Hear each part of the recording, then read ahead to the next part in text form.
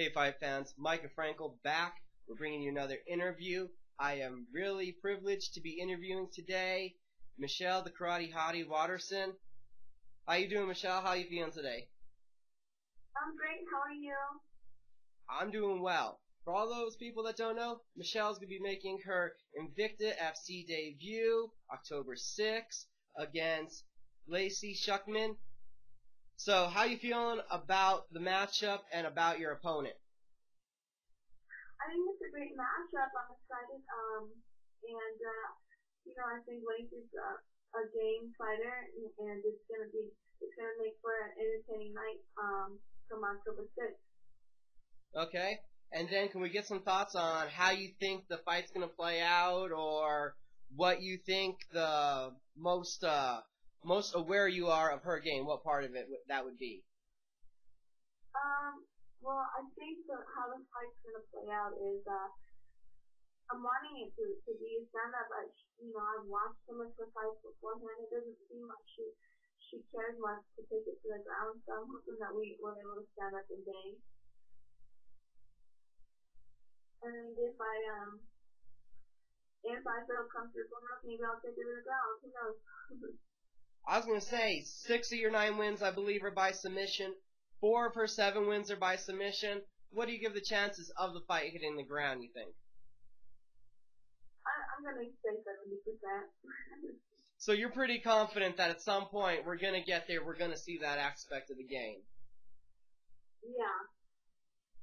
Okay, so what do you think about this being your debut for Invicta, and what do you think about Invicta and what they're doing with the women's MMA?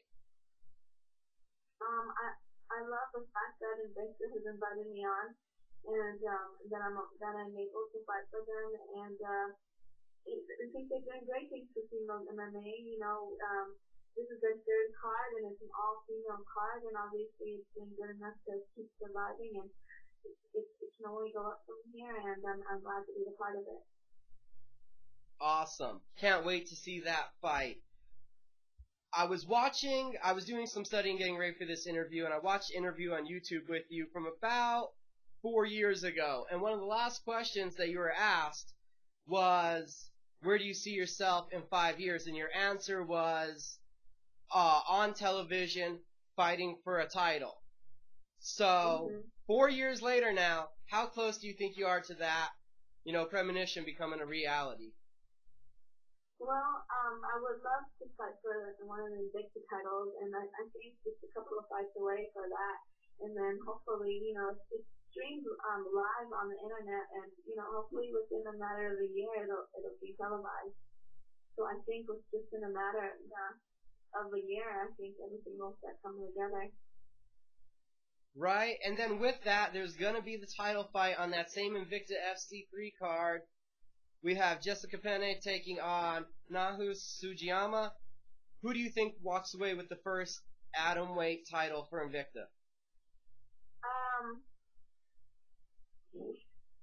You know what? I haven't been too focused on those two girls, and only because, I'm trying to look at the task at hand. But I'm going to go for Jessica. I think she's strong-minded and well-rounded fighter, and hope that she's able to pull through with that win, bringing home for the girls here in the States. So when you heard of them being matched up, did you ever, for a second, think about in your mind what it would be like to compete against one of those two ladies before you got your contract signed, or that hasn't came into thought yet at all? Yeah, of course, because it's like I said, it's a goal of mine to be able to fight for the title.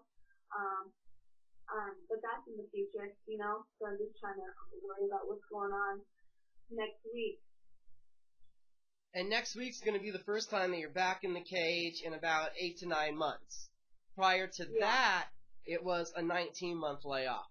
So, do you believe in cage rust at all, or is it mind over matter? What's the secret? You know what? I think that each person is different. Some people need to be in the cage all the time. As for me, I get good competition. After gym every day, I probably have a dozen girls that are world class athletes, and they challenge me every day. And so that's all the more challenge I need, you know. Okay. So, also within that, can you talk a little bit about being at Jackson and some of the phenomenal ladies that push you every day? You know, it's the best place in the world to be, as far as being a fighter. There's people that come to Jackson to train from all around the world, so you really don't need to go anywhere else to cross train. And Coach Jackson, Coach Winklejohn, Coach Mike Valley, Coach Izzy, they all are there for the fighters, and you know, it's a family. As much as people say that, you know, we're not not a team or whatever, it is. We're all family, and we all love and care for each other at the end of the day, and hope and wish the best for each other. And it's the best place to train. You know, it's the best environment to have a training. You know. All right. And with that family kind of togetherness that you guys have, and then also talking a little bit about Invicta, what do you think of the commentating team for Invicta? You know what?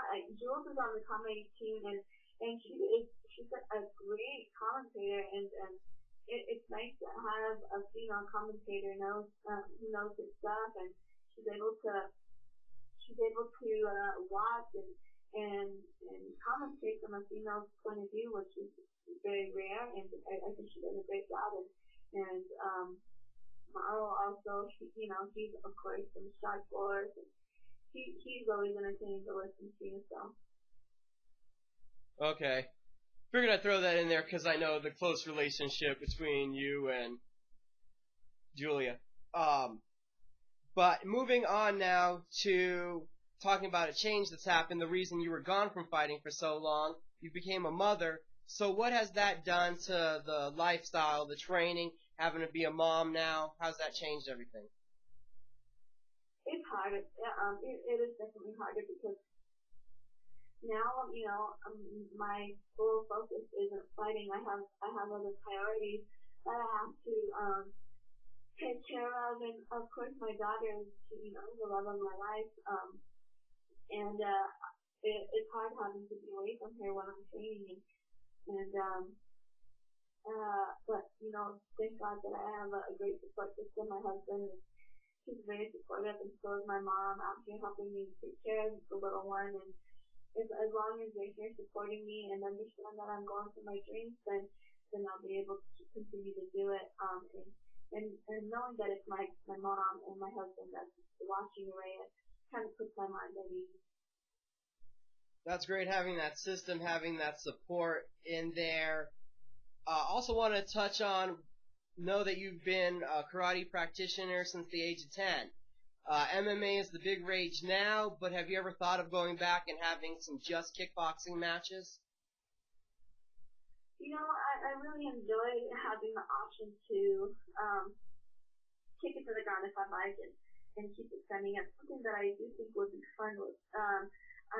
If I wasn't picking an MMA fight, it would be a boxing match because I think like it's a totally different ball game, and I think it's something that would really help me in my MMA, and something that would just be fun and to change the pace. Kickboxing, maybe, but I do enjoy taking people down to the ground if they like it and working that ground and just having that option. But you know, if opportunity presented itself, I don't think I would turn it down. All right. How do you break down your training regimen? Like I said, you've had that striking background since the age of 10, so is it all geared towards more areas, or do you work everything evenly, or what do you do? I say we work pretty much everything pretty evenly.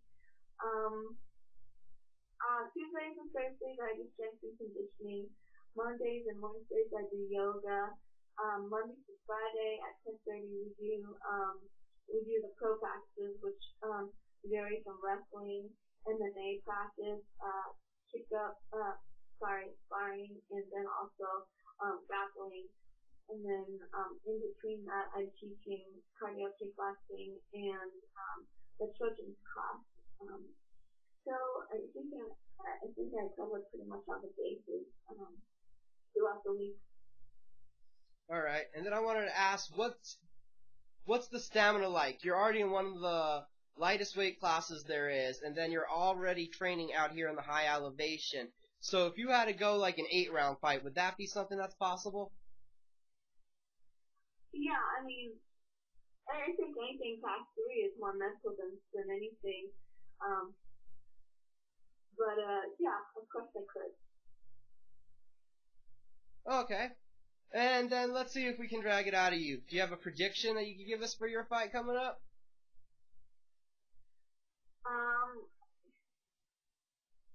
It's either gonna end TKO, starting up, or in a submission. Like your second round.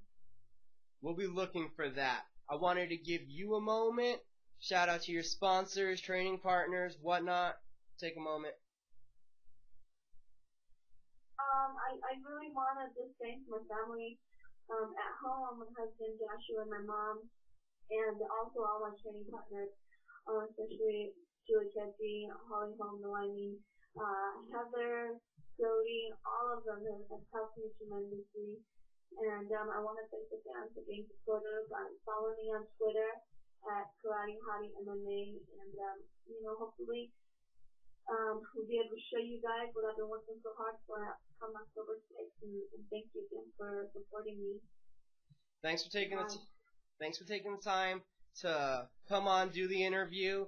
Everyone out there, it's free streaming.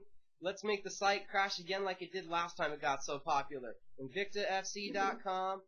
Michelle Waterson, the Karate Hottie, she's making her debut on there. It's October 6th, once again, coming from Memorial Hall in Kansas City, Kansas.